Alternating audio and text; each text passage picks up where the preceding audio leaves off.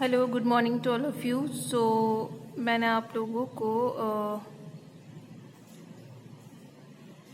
Permanent tissue which is xylem and phloem complex permanent tissue का बताया था। Overall हमने जाइलम और फ्लोएम का सब पूरा पार्ट पढ़ लिया था। ठीक है, मैं आप लोगों को जाइलम और फ्लोएम का थोड़ा सा डिफरेंस बता रही थी, क्योंकि as we had discuss the all portion of xylem and phloem, so we should have to discuss the differences between the xylem and phloem also. So xylem और phloem दोनों ही जो है वो आपको पता है कॉम्प्लेक्स परमानेंट टिश्यू है। ठीक है, तो अगर जाइलम की बात करें तो इसमें यूनी डायरेक्शनल, जैसे कि इसमें नहीं लिखा हुआ, तो मैं आपको जो बता रही हूँ डिफरेंस वो आप लोग ऐड कर लीजिएगा। ठीक है, तो फर्स्ट डिफरेंस इज कि जाइलम के अंदर यूनी डायरेक्शनल ट्रांसपोर्ट होता है। यूनी डायरेक्शनल मतलब एक ही डायरेक्शन में, जिसमें किसका कंडक्शन होता है, आपका वाटर और मिनरल का from roots to the stem. ठीक है, रूट से स्टेम की तरफ को जो फ्लो होता है विच इज़ यूनी डायरेक्शनल। ठीक है, इसी को कहा जा रहा है, तो आप ऐड कर लीजिएगा कि यूनी डायरेक्शनल ट्रांसपोर्टेशन होता है।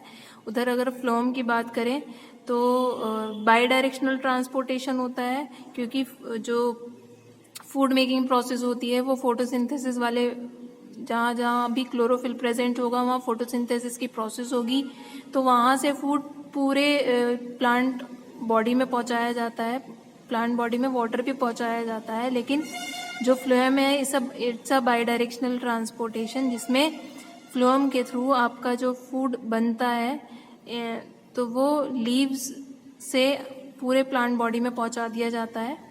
ठीक है, और ये आपको ये वाला तो डिफरेंस पता ही होगा कि it transport water and mineral from roots to aerial part plants. Aerial part plant से मतलब है, एरियल प्लांट पार्ट से मतलब है रूट से ऊपर की तरफ। रूट्स कहाँ होती हैं? डीप इन द सॉइल, मिट्टी के अंदर, और बाकी जो पेड़ होता है वो बाहर हवा में। एरियल से मतलब हवा में होता है। ठीक है, अगर फ्लोएम की बात करें तो it transport food and nutrients from leaves to different plant parts.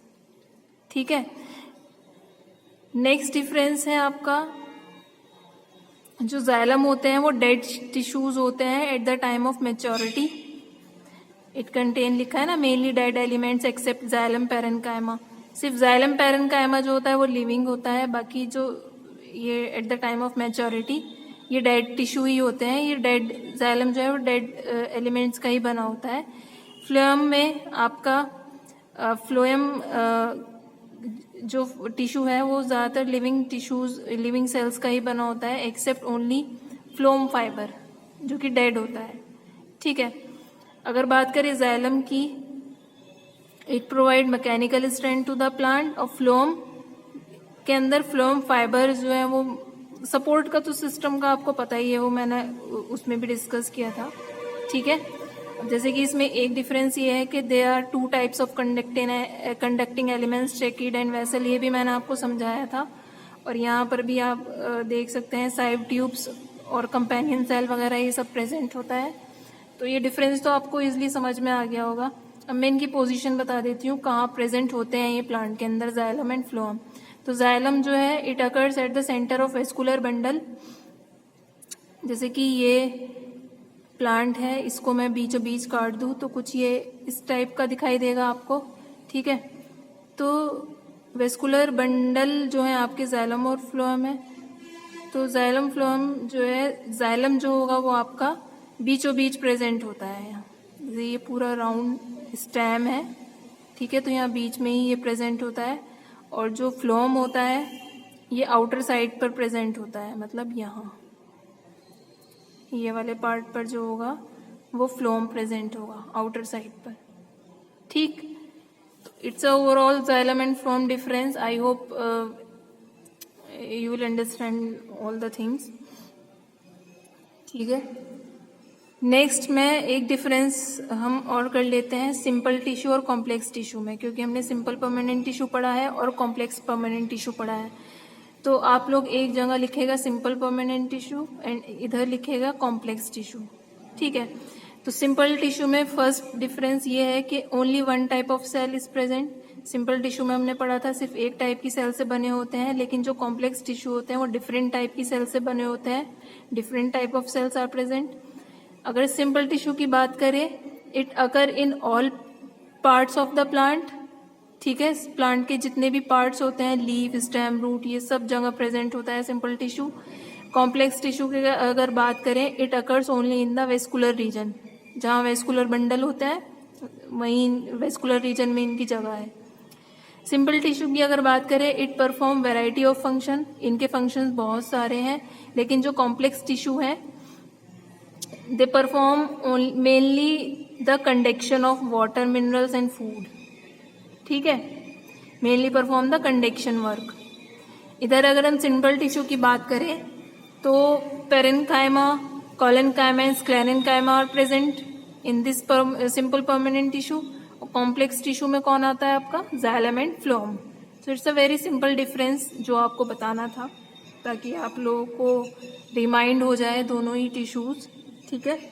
तो it's overall the simple permanent tissue and complex permanent tissue. देखो बुक में एक स्पेशल परमानेंट टिश्यू और दे रखा है, it's extra part of this tissue part, ठीक है। तो इसमें कुछ नहीं है, स्पेशल परमानेंट टिश्यू जो है वो सिक्रीशन और एक्सक्रीशन मटेरियल से रिलेटेड होते हैं। मतलब कुछ प्लांट देखिए ऐसे भी होते हैं जिनसे कुछ सिक्रीट होता है, ये एक्सक्रीट होता है, जैसे कि लेटिसिफेरस, उनको कहा जाता है इन स्पेशल परमानेंट टिश्यूज को लेटिसिफेरस टिश्यू, ग्लैंडुलर टिश्यू। तो लेटिसिफेरस टिश्यू वो टिश्यूज हैं जो इस जिनसे कुछ सिक्रीट होता है। तो ये जो है its cell are tubular and filled with the latex. Latex क्या है, एक सिक्रीटरी मटेरियल है जो वाइट कलर का होता है, बहुत थिक होता है, चिपचिपा होता है, ये आप लोगों ने प्लांट्स में देखा भी होगा, ठीक है। तो आपको ज्यादा ये पढ़ने की जरूरत नहीं है, सिर्फ पता होना चाहिए। ग्लैंडुलर टिश्यू, ये भी इनसे गम, रेजिन्स, ऑयल्स, ये सब सिक्रीट होते हैं। तो बस आप ये दो अगर याद रखेंगे ना, laticiferous and glandular tissue is enough, ये मत करिएगा थर्ड, ठीक है। तो अगर आप चाहते हैं तो इसको कर लीजिएगा, अदरवाइज ऐसा कोई इम्पोर्टेंट नहीं है, okay. So next we will discuss today the animal tissues. जो हमने प्लांट टिश्यूज पढ़े हैं वो आप लोगों को आई होप पूरा समझ आ गया होगा। किसी को कोई डाउट होगा तो पूछ लेना, ठीक है। तो एनिमल टिश्यू आपके हम पढ़ लेते हैं। एनिमल टिश्यू से मतलब ये नहीं जो एनिमल्स है बस उसके लिए, ये हमारी बॉडी के लिए भी है, ठीक है। तो जैसे कि आप लोगों को पता ही है,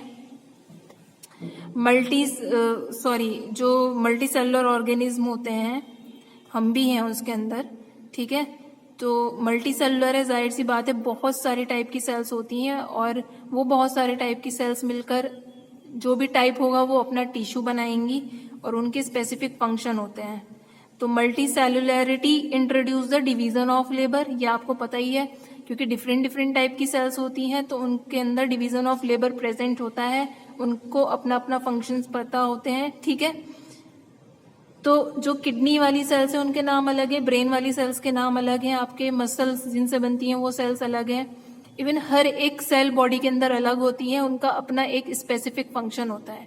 ऐसा नहीं होता कि ब्रेन वाली सेल्स आज थक गई हैं, वो कहेंगी किडनी वाली सेल्स को कि भाई आज तू काम कर, मैं छुट्टी पर हूँ, ऐसा नहीं होता। जो जिनका फंक्शन होता है वो वही परफॉर्म करती हैं, कोई एक दूसरे का फंक्शन नहीं कर सकता, ठीक है। तो there is division of labour present in all the cells. Division of labour मैंने आपको बार बार समझा दिया है, श्रम का विभाजन, मतलब सब अपना अपना काम करती हैं, वो टाइप्स ऑफ सेल्स के बेसिस पर ही डिवाइड है, ठीक है। तो टिश्यूज भी अलग अलग होंगे। तो जैसे कि आपको पता ही है, सेल्स ही मिलकर बहुत सारी सेल्स के अलग अलग टाइप होते हैं। जो भी टाइप की सेल्स है वो मिलकर टिश्यू का फॉर्मेशन करती हैं, फिर टिश्यू से वो ऑर्गन बन जाता है स्पेसिफिक जो भी है, फिर उस ऑर्गन से ऑर्गन सिस्टम का फॉर्मेशन होता है, और सारा ऑर्गन सिस्टम मिलकर क्या बनाता है, बॉडी बनाता है, ठीक है। पूरे एनिमल ऑर्गेनिज्म बन जाता है वो, ठीक।